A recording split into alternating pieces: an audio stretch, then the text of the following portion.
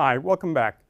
We're in Lecture 14, and the topic of Lecture 14 is mediation. In the first segment, I covered mediation according to the standard approach, which is to run a series of regression analyses.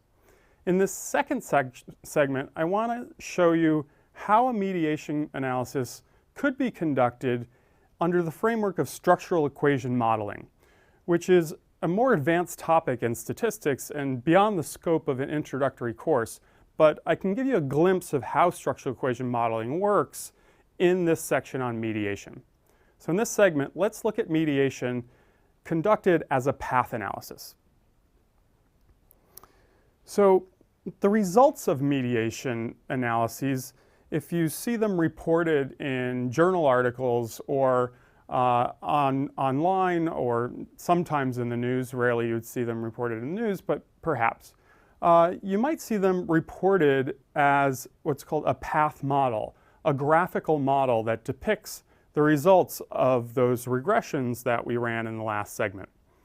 And path models are a form of structural equation models, again, which is an advanced topic in statistics. In most universities in the US, for example, structural equation modeling is a semester-long course that's typically taught and reserved for graduate students.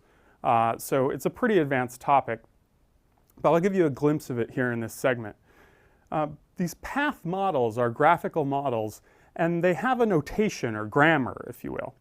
So rectangles represent observed variables, so the variables that we actually measured. So like x, y, or m, like the working memory measure or the IQ measure. Those are represented by rectangles. Circles represent unobserved variables, so things we just can't observe or don't see. So in this example, the only unobserved we have is the error term. We can't see the error, it's unsystematic, we don't know what it is, so we'll represent that with a circle.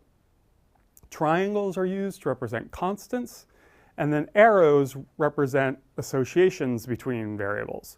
So like from x to y, for example. And I'll have more to say about exactly how you draw those arrows as we go through these models. So let's start with the simplest path model that's possible, and that's a simple regression. So you see the equation for simple regression, and this is how we would represent it in a path model.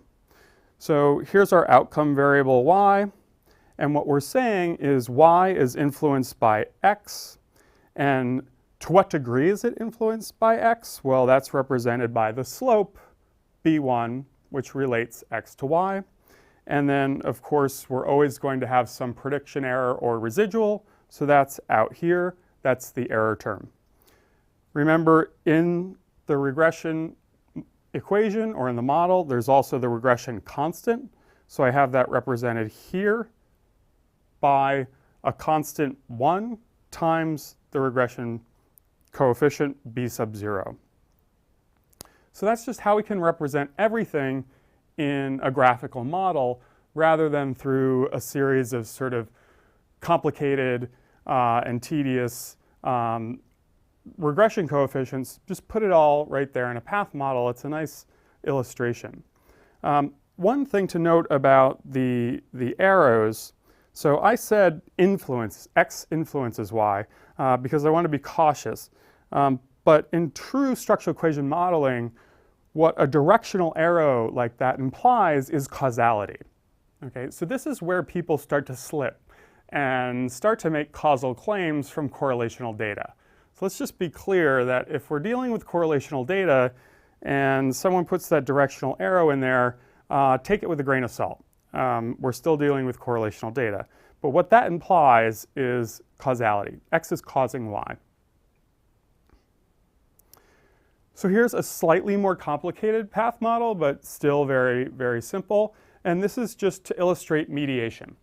And I think this is a very nice and efficient illustration of mediation, and this is why I'm introducing this topic here in this lecture, because as I said, a lot of researchers will present this kind of path model to illustrate the results of their mediation analysis.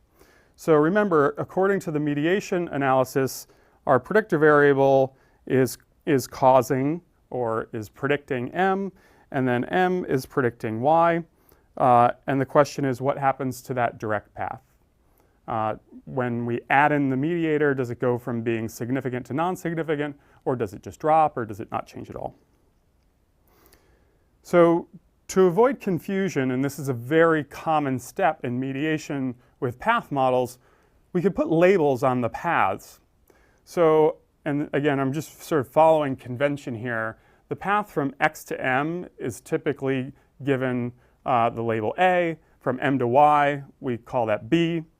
The direct path is typically given the label C before we add in the mediator, and then C prime after adding in the mediator. And note here that AB, A times B, that's known as the indirect path. So it's the indirect path from our threat manipulation to our outcome, the IQ score. It's indirect because it's going through the mediator. So here's the path model without the mediator. I'm going to just call this C. And here's the path model with the mediator. I'm going to change that to C prime. And of course, critical question is going to be, what's the difference between C and C prime? But also note that I have A and B, and A times B is the indirect effect. So now we can just rewrite those three regression equations, just substituting the labels instead of the actual variable names. So these are just the three regression equations that we ran in the last segment, just showing you the same thing with the labels. The reason I wanted to wait on this Sobel test, I didn't cover it in segment 1, I'm covering it here in segment 2, is now it's a lot easier to explain what the Sobel test is doing now that I have labels on these paths. So the Sobel test is testing the effect of the indirect path. That is the indirect path from X through M to Y, is that statistically significant? So it's a null hypothesis significance test, where the null hypothesis is that the indirect effect is 0. Okay? It's really important to remember that. A lot of people forget, and they think that the Sobel test is testing the change from C to C prime. It's not doing that. It's testing the null hypothesis that the indirect effect is 0. If we get a nice strong indirect effect indicating mediation, then we'll reject that null hypothesis. Here's the formula. It's not really critical that you know the math underlying this, but you can see it's just like any other sort of NHST. It's a ratio, basically, of what we observed relative to what we would expect. And what we observed was an indirect path where it's the unstandardized regression coefficient for A times the unstandardized regression coefficient for B over standard error of those. It's a little bit complicated, but again, it's essentially a ratio of what we observed relative to what we would expect due to chance. If we get, say, sort of 2 or 3 times more than what we would expect due to chance, then we're going to reject the null. So again, now let's look at the results. You already saw the top part of this, so now let's go down to the bottom part. This is where the Sobel test results are reported. So you see R calls it the indirect effect, because that's indeed what we're testing is the indirect effect. And it gives you a regression coefficient, that negative 8.59, but that's just the regression coefficient for the path that we labeled A times the path that we labeled B. That number, 8.59, is not that critical. What's more important is the z-value, which is right here, which is negative 3.87, and that's significant. So to be significant with alpha of 0.05 in a z-test, we need a score beyond 1.96. We're well beyond that. It also reports the sample size was 100 in this case. We had 50 subjects in the threat condition, 50 in the control condition. So that's the other piece of evidence suggesting that we have a really strong mediation effect here, is we have a really nice Sobel value that's significant. Now what I can do is take those regression coefficients from the R output and now put them on the path models, and this makes it much, much easier to sort of understand what happened in this experiment. So this is how I would report the results if I were presenting this work, for example, at a conference or something. I would say, well, we did this experiment where we manipulated stereotype threat. We had a threat condition, a control condition. Did that impact IQ? Well, yes, it did. In fact, people in the threat condition scored on average 11 points lower on the IQ test than the students who were assigned to the control condition. And that 11-point drop was significant. We saw that from the R output. The 97.32, that's the predicted score on IQ when all predictors are 0. Right? So in this case, that's just the controlled condition. So that's right about average. It's a pretty strong effect, and in fact, it's representative of real research. Stereotype threat effects are very strong. You can get as much as a 10-point drop. And then I would show a model like this to illustrate the mediation. And what you see is that 11-point drop is now only a 2-point drop. And why is that? Well, because working memory capacity is accounting for that effect. And you see that here with this nice strong effect of threat on working memory capacity. So there too, there's like an 11-point drop as a result of the threat manipulation. And then working memory capacity predicts IQ, and looking back at the R output, that was significant. And looking at the Sobel test, we know that this indirect path is significant.